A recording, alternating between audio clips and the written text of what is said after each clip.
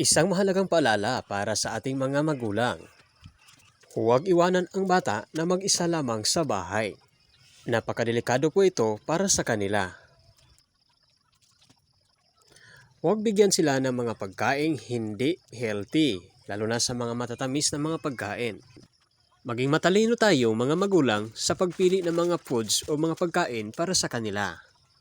At ito ang isa sa pinakamahalagang paalala. Huwag hayaang maglaro ang mga bata sa cellphone.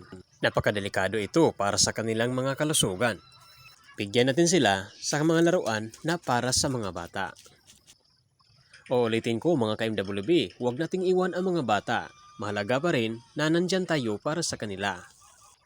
At pagdating sa mga pagkain, huwag nating hayaan sila sa mga unhealthy foods. At bago tayo magpatuloy sa diskusyong ito, ngunit kung bago ka pa lang dito sa ating channel, iayahan ko po kayo mag-subscribe at pakiclick sa notification bell para updated kayo. Yang! Fern! Fern! Listen po, Fern. Response ba? Response na yun agad. Agad-agad. Response agad. Fern! Oh, dito ka lang sa kubo, ha?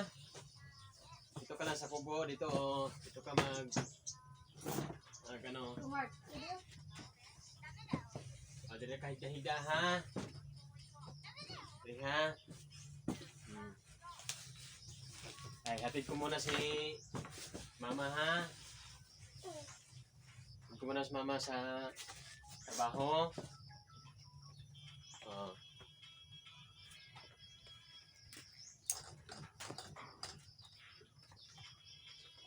Ay, helmetin mo.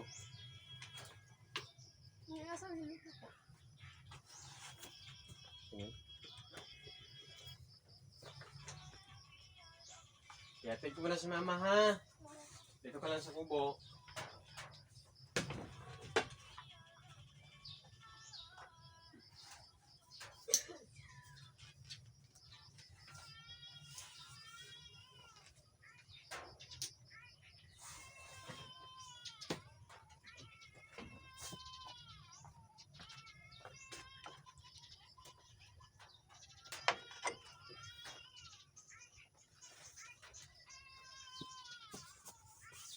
Yan lang, ha?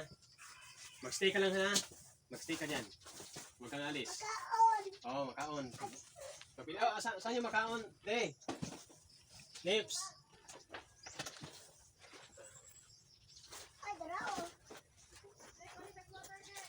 Kaya, dara.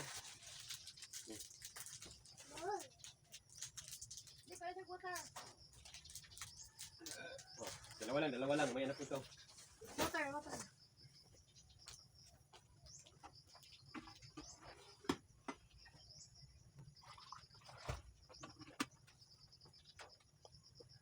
Oh, pagwawan ka, ha? Dito ang tubig, ha?